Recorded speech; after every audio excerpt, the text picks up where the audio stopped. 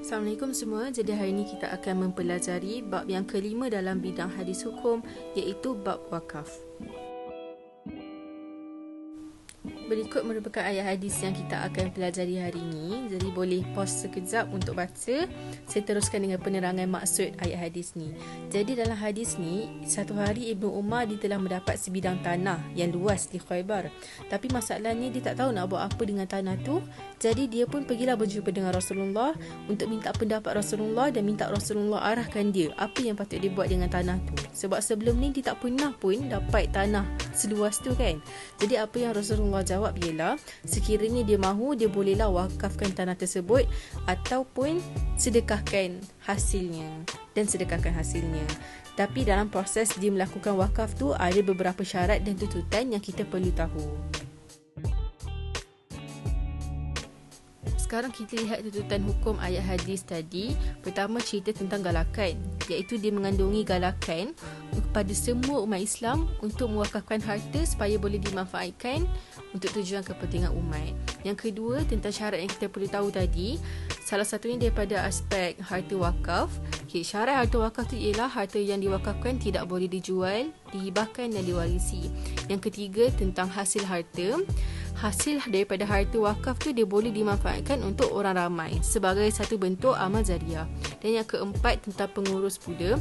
Pengurus harta wakaf ni juga boleh untuk ambil sebahagian hasil, tetapi mestilah dengan cara yang berpatutan, tak kasar, dan kena eloklah cara tu. Maka daripada hadis ni, ulama mengistinbatkan hukum berwakaf berdasarkan lafaz in syi'ta habbasta. Maksudnya Rasulullah menggalakkan Umar untuk mewakafkan tanahnya. Jadi galakan berwakaf ni juga dia bukanlah ditujukan pada Umar sahaja, tetapi dia bersifat umum. Maksudnya untuk semua umat Islam. Oleh itu hukum berwakaf ialah sunat dengan tujuan untuk kemaslahatan dan kepentingan umat Islam. Baiklah, pengertian wakaf pada bahasa ialah diambil daripada perkataan hak basah yang bermaksud menahan sesuatu. Pada istilah, menahan harta yang kekal bentuknya yang boleh diambil manfaatnya untuk kebaikan. Seterusnya, rukun wakaf ada 4. Yang pertama, kena ada orang yang berwakaf. Yang pertama, wakaf iaitu orang yang berwakaf. Yang kedua, mauquf alaih ni penerima harta wakaf tu. Kemudian ada mauquf iaitu harta yang nak diwakafkan. Yang terakhir adalah sirah iaitu ijab dan kabul. Seterusnya, syarat-syarat harta wakaf ada 4. Yang pertama, harta wakaf mestilah harta yang halal.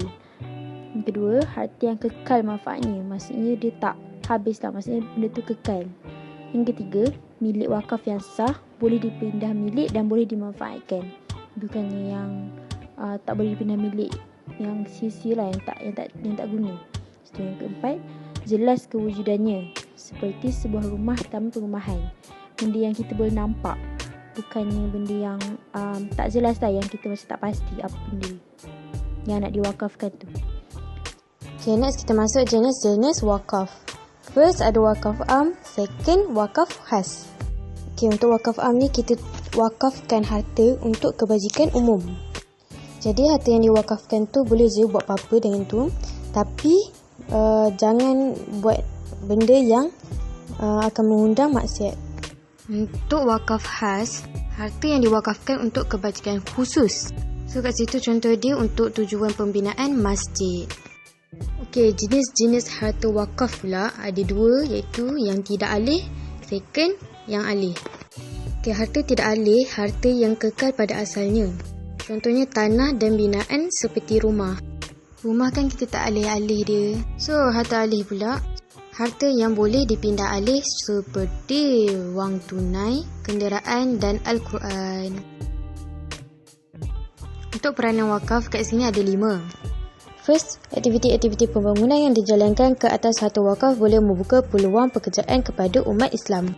Contohnya, kita bina bangunan tu untuk diwakafkan. So, bangunan tu kita buat satu company untuk bisnes. So, benda tu kita dah membuka peluang pekerjaan kepada umat Islam. Second, aktiviti-aktiviti pembangunan harta wakaf seperti pertanian, penternakan, pelaburan, perniagaan boleh menyumbang kepada pertumbuhan ekonomi umat Islam. Okey, benda ni of course lah, sebab pertanian peternakan tu kita jual apa-apa dapat untung, secara tidak langsung dapat meningkatkan ekonomi umat Islam. Third, hasil pendapatan harta wakaf boleh mengurangkan kadar kemiskinan umat Islam kerana dapat membantu golongan yang memerlukan. Okey, seterusnya pengurusan harta wakaf yang betul dapat meningkatkan dan menggalakkan pemilikan harta umat Islam kerana harta wakaf tidak boleh dipindah milik. So, bila ramai orang tahu macam mana nak urus dengan betul, ramai yang akan wakafkan. So, ramai yang memiliki harta. Yang terakhir sekali, hasil pendapatan harta wakaf boleh dijadikan modal untuk sesuatu pelaburan atau perniagaan yang mendatangkan keuntungan kepada umat Islam. Okey, itu saja. Seterusnya, kelebihan wakaf kepada individu. Berdasarkan hadis, apa kelebihan wakaf ni? Yang pertama, berwakaf ni merupakan salah satu amalan jariah yang amat digalakkan sejak zaman Rasulullah lagi. Imam An-Nawawi pernah berkata, antara sedekah jariah dalam hadis di atas ialah amalan wakaf. Para ulama mentafsirkan sedekah jariah sebagai wakaf kerana pahalanya terus-menerus mengalir kepada orang yang melakukannya selagi digunakan dan dimanfaatkan. Wakaf juga disebut sebagai infak, iaitu membelanjakan harta pada jalan Allah semata-mata. Bahkan lebih besar pahalanya berbanding sedekah biasa kerana pahalanya yang berterusan walaupun telah meninggal dunia. Yang kedua pula, Allah menjelaskan untuk mencapai hakikat kebaikan dan kebajikan yang sempurna memerlukan pengorbanan harta dengan melakukan infak terhadap harta yang disayangi. Pengorbanan harta membuktikan bahawa seseorang yakin terhadap ganjaran yang dijanjikan oleh Allah. Oleh itu, kita jelaslah bahawa wakaf ini mempunyai keutamaan dan kelebihan yang besar dalam Islam. Sekarang kita lihat hikmah apabila kita berwakaf. Yang pertama, kita dapat mendekatkan diri kepada Allah kerana membelanjakan harta ke jalan Allah. Yang kedua pula, kita dapat menanam sifat pemurah dan suka berinfak semata-mata kerana Allah.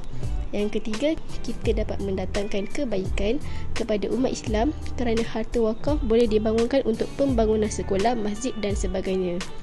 Dan yang keempat, kita dapat merapatkan jurang perbezaan antara kaya dengan miskin kerana yang kaya dapat membantu yang miskin dengan ikhlas.